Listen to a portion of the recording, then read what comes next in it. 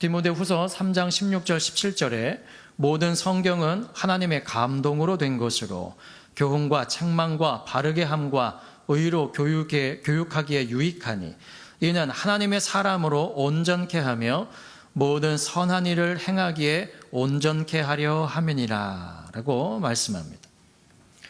CBS 기독교 방송에 신학 펀치라고 하는 프로그램이 있습니다. 저도 몇 번을 봤는데요.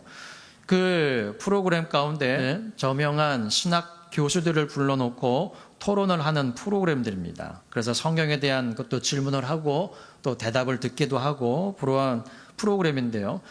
그 참여한 학자 중에 한 분이 사도 바울의 그 명령에 대해서 설명을 하면서 그것은 성경에 기록된 그대로를 행할 것에 대해 명령한 것이 아니라 그런 방향으로 살면 좋겠다는 권면으로 하는 말입니다 라고 이야기를 했다는 겁니다.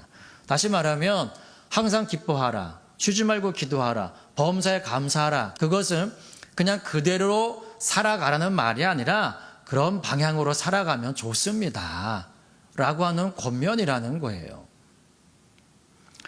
성경은 단순한 교훈의 시각으로 접근을 하면 안 됩니다. 교훈이라고 하는 것은 사전적 뜻은 앞으로의 행동이나 생활에 도움이 되거나 참고할 만한 경험적 사실이라고 명명하고 있습니다. 우리는 성경을 통해서 무슨 교훈을 얻고자 있는 것은 아닙니다. 성경은 우리가 위인전을 읽으면서 어떤 유익을 얻으려고 하는 것처럼 몰랐던 것을 알고 어떤 새로운 것을 배우고 무슨 도움을 받기 위해서 읽거나 들어서는 안 되는 책입니다. 성경은 우리에게 어떤 교훈적인 가르침을 주기 위해 기록된 책이 아닙니다. 이 성경은 누구에 대해서 말하고 있습니까? 예수님에 대해서 말하고 있습니다. 그래서 예수님께서도 요한복음 5장 39절에 너희가 성경에서 영생을 얻는 줄 알고 생각하고 성경을 상고하거니와 이 성경은 곧 내게 대하여 증거하는 것이로다. 우리가 읽고 있는 성경은 신약 성경만 있는 것이 아닙니다. 성경은 구약 성경도 있습니다. 즉 성경을 통해서 우리가 예수님을 발견하지 못한다면 우리는 성경을 헛되이 읽고 헛되이 듣는 것이라는 것입니다.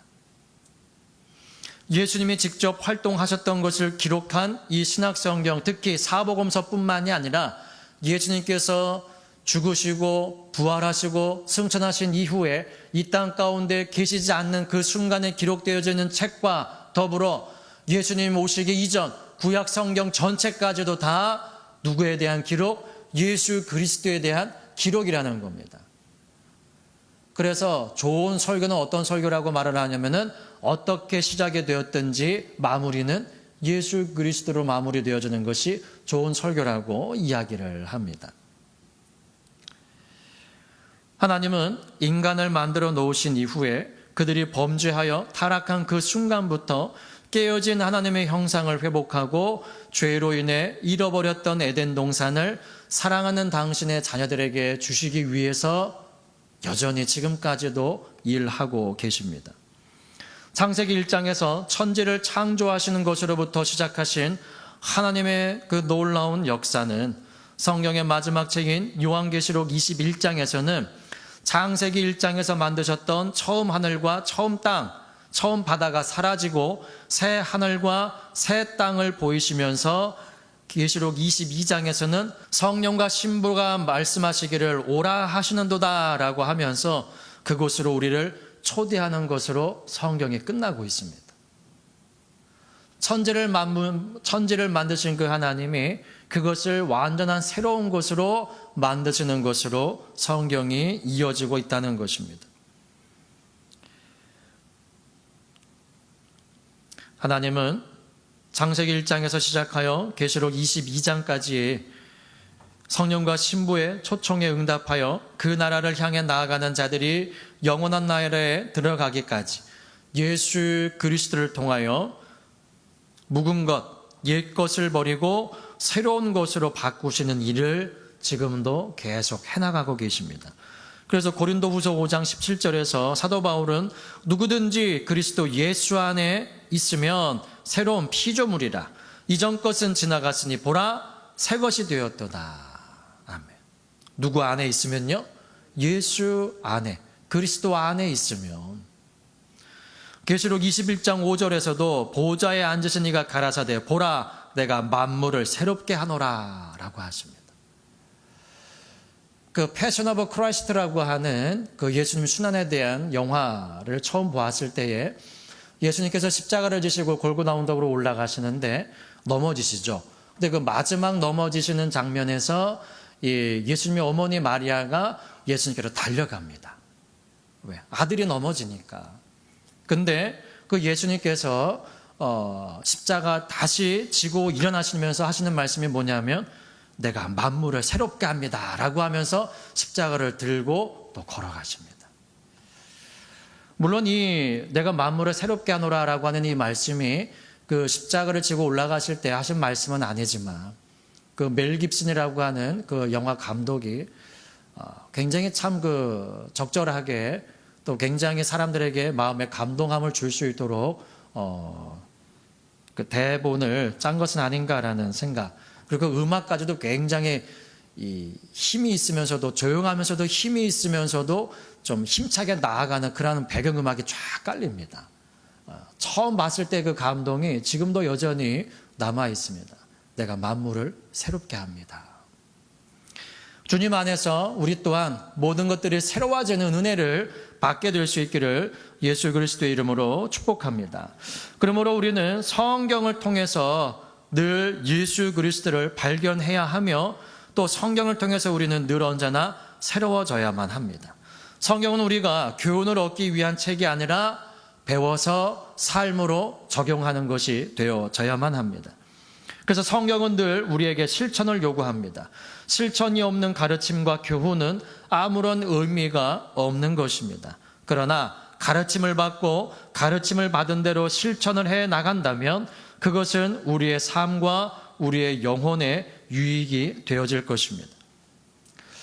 오늘의 본문에 히브리서 기자는 아브라함에 대해서 말을 하고 있습니다. 이 본문에 기록되어져 있는 이 말은 창세기 22장을 배경으로 하고 있습니다. 찾아서 한번 읽어보겠습니다. 창세기 22장.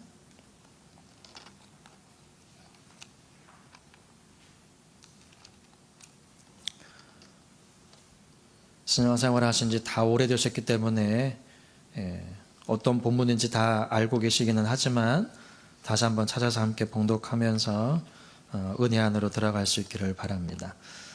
22장 1절부터 13절까지만 천천히 합독해 보시겠습니다. 시작. 그 일 후에 하나님이 아브라함을 시험하시려고 그를 부르시되 아브라함아 하시니 그가 가로되 내가 여기 있나이다. 여호와께서 가라사대 내 아들 내 사랑하는 독자 이삭을 데리고 모리아 땅으로 가서 내가 내게 지시하는 한 산 거기서 그를 번제로 드리라. 아브라함이 아침에 일찍이 일어나 나귀의 안장을 지우고 두 사환과 그 아들 이삭을 데리고 번제에 쓸 나무를 쪼개어 가지고 떠나 하나님의 자기에게 지시하시는 곳으로 가더니 제3일에 아브라함이 눈을 들어 그곳을 멀리 바라본지라. 이에 아브라함이 사환에게 이르되 너희는 나귀와 함께 여기서 기다리라.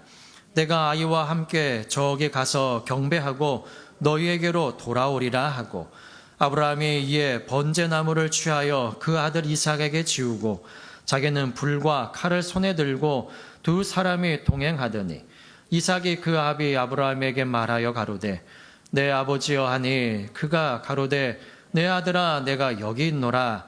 이삭이 가로되 불과 나무는 있거니와 번제할 어린 양은 어디 있나이까. 아브라함이 가로되 아들아 번제할 어린 양은 하나님이 자기를 위하여 친히 준비하시리라 하고 두 사람이 함께 나아가서 하나님이 그에게 지시하신 곳에 이른지라. 이에 아브라함이 그곳에 단을 쌓고 나무를 버려놓고 그 아들 이삭을 결박하여 단 나무 위에 놓고 손을 내밀어 칼을 잡고 그 아들을 잡으려 하더니 여호와의 사자가 하늘에서부터 그를 불러 가라사대 아브라함아 아브라함아 하시는지라. 아브라함이 가로되 내가 여기 있나이다 하매 사자가 가라사대 그 아이에게 내 손을 대지 말라. 아무 일도 그에게 하지 말라. 내가 내 아들 내 독자라도 내게 아끼지 아니하였으니 내가 이제야 내가 하나님을 경외하는 줄을 아노라. 아브라함이 눈을 들어 살펴본즉 한 수양이 뒤에 있는데 뿔이 수풀에 걸렸는지라. 아브라함이 가서 그 수양을 가져다가 아들을 대신하여 번제를 드렸더라. 아멘. 참 이 당시에는 하나님의 말씀하시고 또 그 하나님의 말씀에 응답하게는 그러한 모습들을 참 많이 발견을 하게 됩니다. 만약에 하나님께서 이 창세기 22장 1절에서 그 일 후에 하나님이 아브라함을 시험하시려고 그를 부르시되 아브라함아라고 하시는데, 만약에 그곳에서 이 아브라함이 듣지 못했다면 오늘 이 일은 일어나지 않았겠죠. 만약에 아브라함이 하나님께서 부르시는 음성을 듣고 대답은 했으나 하나님의 명령을 거절했다면 오늘 이 사건은 일어나지 않았을 것입니다. 그런데 아브라함은 하나님의 말씀을 들었습니다. 부르시는 것만 들은 것이 아니라 그에게 향하신 명령까지도 들었습니다. 그런데 사실 아브라함이 들은 이 말은 사람이 받지 못할 말입니다. 왜냐하면요, 하나님께서 이 창세기 22장에서 아브라함에게 명령하신 것은 두 가지가 지금 어겨지고 있습니다. 그 첫 번째는 본문 8절에 보시면은요, 8절만 합독해 보실까요? 시작. 아브라함이 가로되 아들아 번제로 어린 양은 하나님이 자기를 위하여 친히 준비하시리라 하고 두 사람이 함께 나아가서. 아멘. 자, 제사를 받으시는 분은 누구시죠? 하나님이십니다. 그럼 제물을 준비해야 할 사람은 누구입니까? 하나님이 아닌 제사를 드리는 사람입니다. 레위기 1장에서도 너희가 번제물을 준비를 할 때에 소면 흠없는 수양을 준비해서 가지고 와라.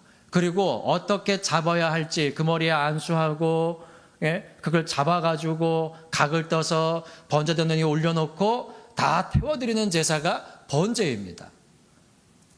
다른 제사도 태워요. 태워드리는 제사가 있는데 다른 제사와 번제의 차이는 뭐냐면 번제는 제물을 완전히 태워드리는 게 번제입니다. 그런데 그 번제물을 준비할 때 제사를 받으시는 하나님이 준비하신 일이 없어요. 그런데 이 창세기 22장의 이 번제 제사는 하나님이 번제물을 준비하셨습니다. 두 번째 어겨지는 것은 뭐냐 하면 하나님이 지금까지 구약시대부터 지금까지도 오늘날까지도 인신제사를 받으신 적이 없습니다. 하나님은 몰록을 경배하여 예배하는 사람들처럼 아들을 불로 지나가지 말라고 했어요. 그 불로 지나가게 한다는 게 뭐냐면은 촛불 켜놓고 그냥 아들을 들어가지고 쓱 지나가게 이런 게 아니에요. 인신 제사 드리는 거를 말하는 겁니다. 그거 하지 말라고 하셨어요. 그런데 이 창세기 22장에서는 이 두 가지가 지금 범해지고 있다라면 범해지고 있다라 할까요? 하나님이 지금까지 명령하지 않으신 것을 지금 하라고 하시는 겁니다. 다시 말하면 아브라함이 하나님 이게 무슨 말씀이십니까? 라고 반문을 해도 전혀 이상하지 않은 상황인 거예요. 그럼에도 불구하고 아브라함이 한마디 하지를 않습니다. 전혀 이해되지 않는 상황이에요. 한 번도 이러신 적이 없습니다. 아브라함은 자기 자신이 가는 곳마다 새로운 장소면은 제단을 쌓아놓고 제사 드렸던 사람이에요. 그렇게 제사에 열심히 했던 사람이었습니다. 그런데 그동안 드렸던 모든 제사 중에 한 번도 이런 것을 명령하신 적이 없습니다. 그런데 아브라함은 이해되지 아니하는 이 상황임에도 불구하고 반문하지를 않습니다. 그리고 주저하지를 않습니다. 창세기 22장 3절 다시 한번 합독해 보실까요? 시작. 아브라함이 아침에 일찍이 일어나 나귀의 안장을 지우고 두 사환과 그 아들 이삭을 데리고 번제에 쓸 나무를 쪼개어 가지고 떠나 하나님이 자기에게 지시하시는 곳으로 가더니. 아멘. 창세기 12장에서 하나님은 아브라함을 부르시죠. 내가 내게 지시할 땅으로 가라라고 말씀을 하십니다. 그런데 그 상황과 비슷하게 이 창세기 22장에서도 내게 2절에 보시면요, 후반절에 보시면요, 내가 내게 지시하는 한 산 거기서 그를 번제로 드리라라고 하십니다. 그냥 모리아 땅으로 가라. 가면 내가 한 산을 너에게 명해줄 텐데 거기서 아들을 번제로 드려라라고 말씀을 하십니다. 그런데 그곳까지 가는데 얼마나 걸렸습니까? 4절 보실까요? 4절, 창세기 22장 4절 합독하십니다. 시작. 제3일에 아브라함이 눈을 들어 그곳을 멀리 바라본지라. 아멘. 자, 하나님께서 지시하시는 곳으로 가는데 얼마나 걸렸습니까? 3일을 걸어갔습니다. 아침에 일찍 일어나서 가가지고 그날 저녁에 도착한 것도 아니에요. 3일 길을 걸어갔습니다. 그러면 이삭이 생각을 했을 때에 번제물을 집에서 끌고 오지는 않았어도 뭐 걸어가시다가 가까워지면은 뭐 돈 주고 사실 수도 있겠구나라고 생각할 수도 있을 겁니다. 그런데 3일 길을 걸어갔는데도 전혀 그러한 기미가 보이지를 않고 3일 길을 걸어갔는데 드디어 그곳에 도착을 한 겁니다. 그러면서 아브라함이 그렇게 말을 해요. 사환들에게, 같이 간 그 젊은 종들에게 5절에 너희는 나귀와 함께 여기 기다려라. 내가 아이와 함께 가서 경배하고 너희에게로 돌아올 것이다. 하고 아들에게 나무를 지우고 자신은 불과 칼을 들고 올라가는 거예요. 산 위로. 그래서 이삭이 질문을 합니다. 7절 합독하십니다. 시작. 이삭이 그 아비 아브라함에게 말하여 가로되 내 아버지여 하니 그가 가로되 내 아들아 내가 여기 있노라. 이삭이 가로되 불과 나무는 있거니와 번제할 어린 양은 어디 있나이까.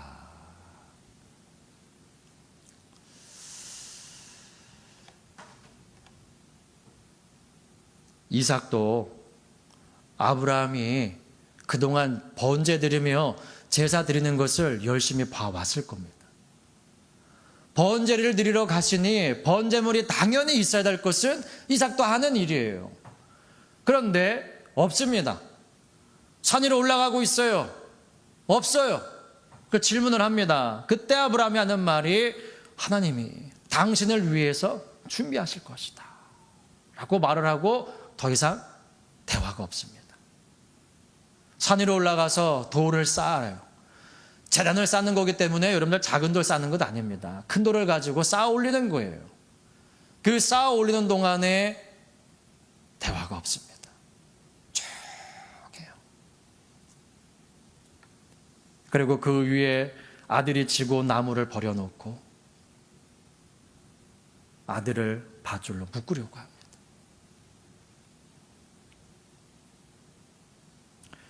그런데 이삭이 꿈쩍하지를 않죠. 이 이삭은 아까도 말씀드렸듯이 번제는 제물 전체를 다 태워드리는 제사예요. 그만큼 나무가 넉넉해야 합니다. 태우다가 나무가 부족하면 어쩌겠습니까? 근데 그 정도의 나무를 지고 올라갈 정도의 소년이기 때문에 힘이 있는 소년이에요. 그리고 아브라함은 이 이삭을 몇 세에 얻었냐면은 100세에 얻었습니다. 노년이에요. 지금보다 수명이 길었고, 아브라함 175세까지 살았잖아요. 수명이 길었고 지금보다 늙는 속도가 느렸다 할지라도 이 힘 있는 나무 등짐을 지고 올라가는 그 소년을 힘으로 제어할 수 있습니까? 안 될 거예요. 그럼에도 불구하고 그를 묶습니다. 이건 뭐냐면 이삭의 순종이에요.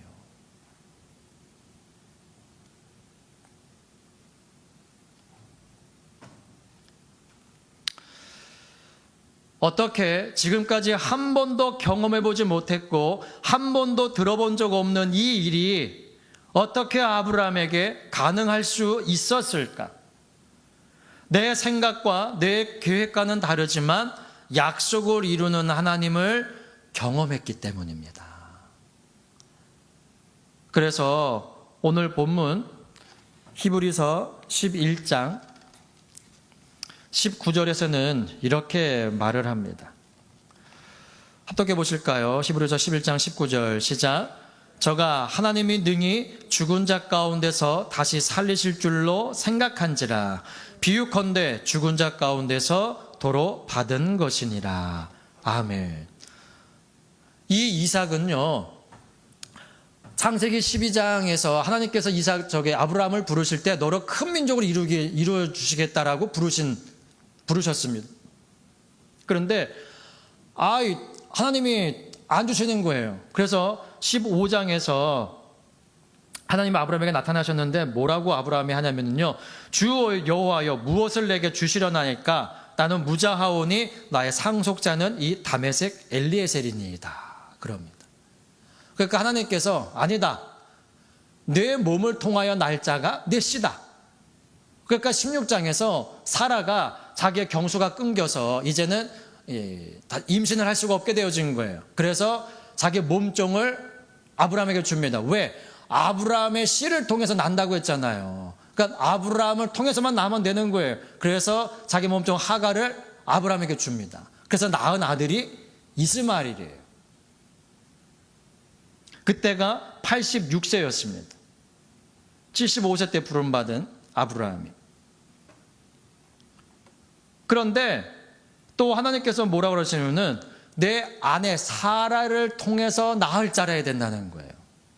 그러니까 아브라함이 뭐라 그러면요, 창세기 17장에서 아브라함이 엎드려 웃으며 심중에 이르되 100세 된 사람이 어찌 자식을 낳을까? 사라는 90세니 어찌 생산하리요? 다시 말하면 아이고 주님 끝났습니다. 하나님 끝났어요. 엘리에셀도 아니고요, 내 몸을 통해서 날 자라고 하셔가지고 사라의 몸적인 하가를 통해서 이스마엘 낳았는데 그 아들도 아니라고 그러시고요, 사라를 통해서 낳는다고요. 아이고 하나님 농담하지 마세요. 이 말이거든요. 아브라함이 이에 하나님께 고하되 이스마엘이나 하나님 앞에 살기를 원하나이다 그래요. 근데 하나님이 내 아내 사라가 정녕 내게 아들을 낳으리니 너는 그 이름을 이삭이라 하라. 내가 그와 내 언약을 세우리니 그의 후손에게 영원한 언약이 되리라 라고 하십니다. 그래서 낳은 아들이 이삭입니다. 이삭.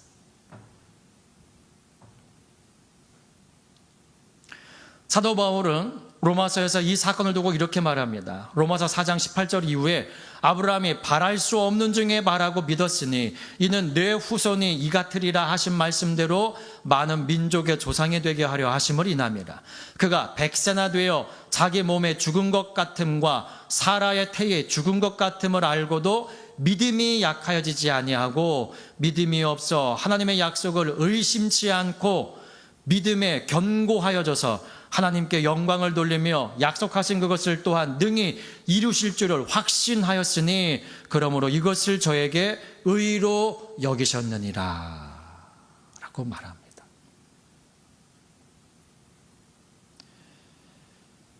그런데 여러분, 우리가 여기서 아브라함이 자식을 낳지 못할 환경이었다고 생각하면 안 됩니다.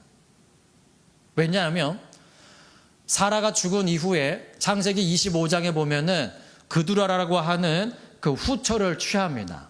근데 후처를 통해서 낳은 자식이요, 시므란과 욕산과 무단과 미디안과 아스박과 수아를 낳았고 욕산과 스바와 드단을 낳았으며 라고 합니다. 여러분들 이삭을 아브라함이 겨우겨우 낳았다라고 생각하시면 안 됩니다. 이삭을 겨우겨우 낳은 아브라함이 후처를 취해가지고 이런 많은 자식을 낳았습니까? 말이 안 되잖아요. 사라가 경수가 끊겼어요. 자신의 몸도 약해졌고 살의 경수가 끊겼습니다. 더 이상 소망이 없는 상태예요. 그런데 하나님의 약속대로 아들을 얻었잖아요. 이게 자신에게 신앙적 경험이 되어지는 겁니다. 될 수 없는 일이었어요. 아이고, 하나님 농담하지 마세요. 아이고, 이스마엘이나 잘 되기를 바랍니다. 그렇게 하나님 앞에 기도했잖아요. 그런데 하나님 약속하신 대로 명년 이듬해가 되어지면은 네가 아들을 안게 될 것이다. 사라를 통해서 낳은 아들을. 그 말씀대로 이루어졌잖아요. 그 놀라운 경험을 통하여서 아브라함에게는 어떤 믿음이 있습니까? 히브리서 11장 19절에 말씀하시는 것처럼 죽은 자 가운데서 살리실 줄로 생각한지라. 이게 생각이요, 여러분들. 그냥 그럴 수도 있어라고 하는 게 아닙니다. 그런 생각이 아니에요. 확신의 고백입니다. 원어에 보면 그렇게 하실 거야라고 하는 확신의 고백이에요. 생각한지라가. 되지 못한 일들이 되어졌잖아요. 아들을 낳을 수 없는 상황이었는데 자기 아내가 아들을 낳았잖아요. 10살 차이입니다. 아브라함 100세면 사라는 90세예요. 지금도 할머니가 가끔 자식을 낳는 경우들이 있거든요. 핫 이슈가 되잖아요. 왜? 그런 일이 세상에 있지 않거든요. 아주 드문 일이거든요. 근데 90세가 된 할머니가 자식을 낳아요? 60세가 되어서 자식을 낳아도 놀라운 일인데. 그 하나님이 하시는 일을 아브라함이 보았기 때문에 아들을 바쳐라라고 하실 때에도 그 믿음을 가지고 바치는 거예요. 이게 여러분들 아브라함이 자식을 묶어가지고 다 내놓고 칼을 들어서 치려고 할 때에 그게 그냥 쉬움만 하는 게 아니에요. 하나님 보고 계시죠? 보고 계시죠? 이게 아니에요. 하나님 막지 않으셨으면 찔렀어요. 아브라함. 그래서 하나님이 다급하십니다. 그래서 칼을 들어서 찌르려고 할 때에 아브라함아 내 손을 멈춰라라고 하나님이 다급하셔가지고 아브라함을 부르십니다.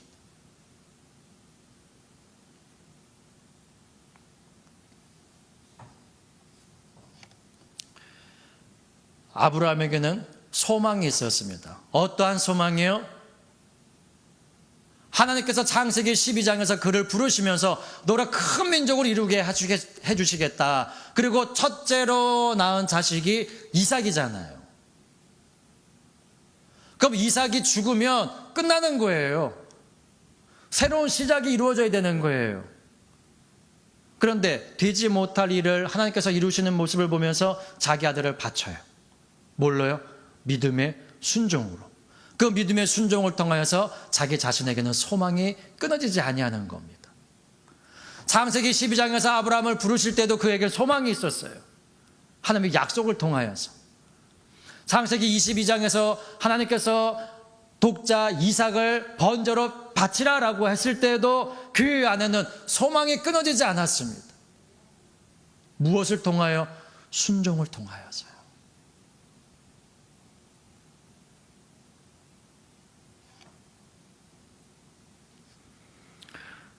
하나님께 순종하신 예수님,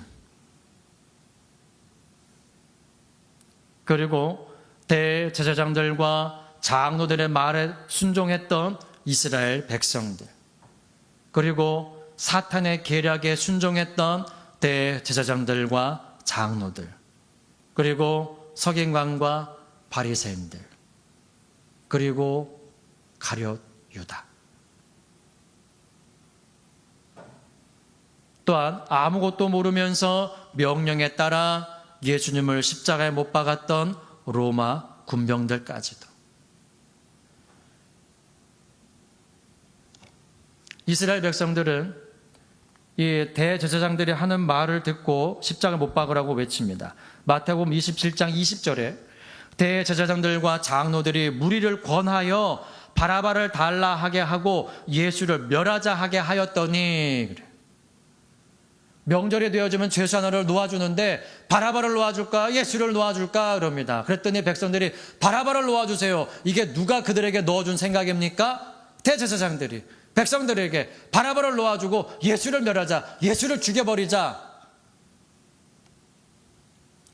그 말대로 이스라엘 백성들은 바라바를 놓아주세요. 그럼 예수를 어떻게 할까? 십자가를 못 박으세요. 십자가를 못 박으세요. 라고 외칩니다. 로마서 6장 16절에 너희 자신을 종으로 들여 누구에게 순종하든지 그 순종함을 받는 자의 종이 되는 줄을 너희가 알지 못하느냐. 혹은 죄의 종으로 사망에 이르고 혹은 순종의 종으로 의에 이르느니라. 이 이스라엘 백성들은 대제사장들이 하는 말을 듣고 예수님을 십자가에 못 박으라고 외치는 것이 자기들에게 어떤 의미가 있는 줄 몰랐어요. 그래서 이 빌라도가 손을 씻으면서 이 핏값을 너희가 당하라고 했을 때에 우리와 우리 후손에게 돌리소서라고 말을 합니다. 이 엄청난 결과를 그들이 알았다면 대제사장들에게 당신들이 우리에게 말을 해가지고 우리가 이렇게 한 거다냐고 이 죄를 당신이 당하라고 말할 수 있습니까? 창세기 3장에서 하와가 선악과를 따먹었습니다. 그리고 선악과를 아담에게도 줘요. 아담도 먹고 범죄했습니다. 그러니까 하나님께서 찾아오셔가지고 아담을 찾으십니다. 아담아 내가 어디 있느냐? 내가 벗었으므로 두려워하여 숨었나이다. 누가 내게 벗었음을 알게 하였느냐? 내게 먹지 말라고 한 선악과를 내가 먹었느냐? 여호와 하나님이 내게 주신 저 여자가 내게 주므로 내가 먹었나이다라고 핑계를 댑니다. 그 여자 누가 주었어요? 하나님이 주셨잖아요. 하나님이 잘못하신 거죠? 라는 이야기입니다. 핑계할 수 있습니까? 핑계 못합니다. 먹은 건 누구예요? 하나님이 억지로 먹고 싶지 않은데 입을 벌려가지고 넣어주셨습니까? 아니잖아요. 아담이 안 먹으려고 했는데 하와가 억지로 입 벌려가자 아이 먹어! 그러면서 막 입에 넣어줬습니까? 어떤 분이 그러시더라고요. 보면은 어때? 안 만지면 되지. 아이 만지면 어때? 안 따면 되지. 아이 좀 따면 어때? 안 먹으면 되지. 아이 먹으면 어때? 안 씹으면 되지. 아이 씹으면 어때? 안 삼키면 되지. 근데 꿀꺽.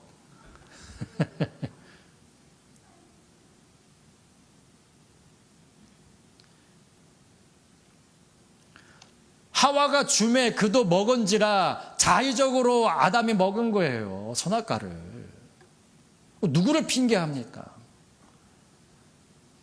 이스라엘 백성들이 대제사장들 핑계할 수 있습니까? 그럼 대제사장들은 사탄을 핑계할 수 있습니까? 아니에요. 그들은 그들의 죄를 당하는 겁니다.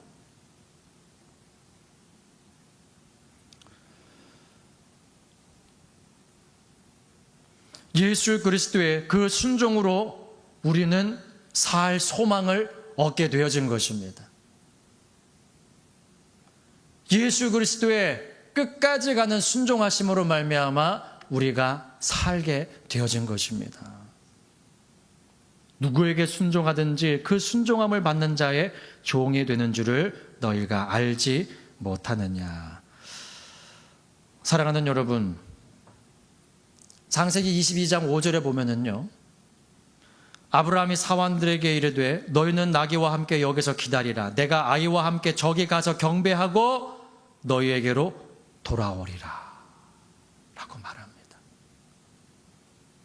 이 말이 아브라함이 홀로 돌아오는 것일 수도 있지만 문맥을 살펴보면 아이와 함께 저기 가서 경배하고 너희에게로 돌아오리라 라고 말을 합니다.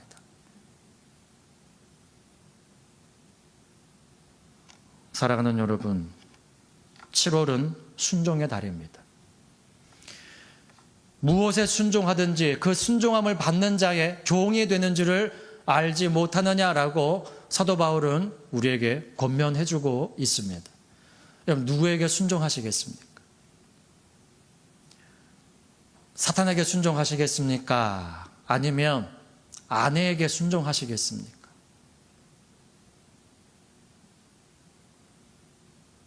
예수님과 같이 죽음의 자리로 나아간다 할지라도 하나님의 명령에 순종할 수 있는 저와 여러분 될 수 있기를 축복합니다.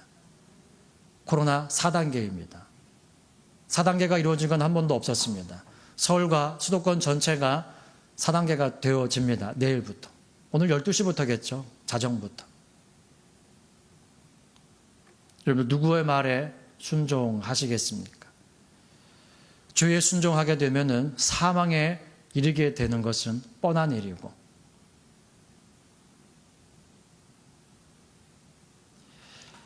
언제나 우리가 아브라함이 하나님 말씀에 순종함으로 말미암아 이 모리아 산에 놀라운 축제가 벌어지게 되었던 것처럼, 여러분들 아브라함이 하나님의 말씀을 듣고 눈을 돌렸을 때에 수풀에 걸려있는 수양을 보면서 그 마음이 어떠했을까요?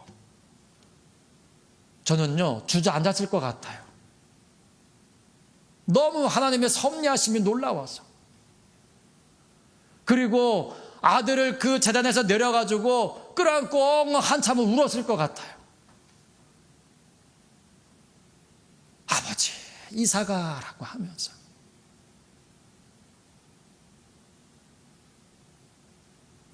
이 모리아산의 놀라운 축복은 하나님의 명령과 아브라함의 순종을 통하여 일어난 일입니다.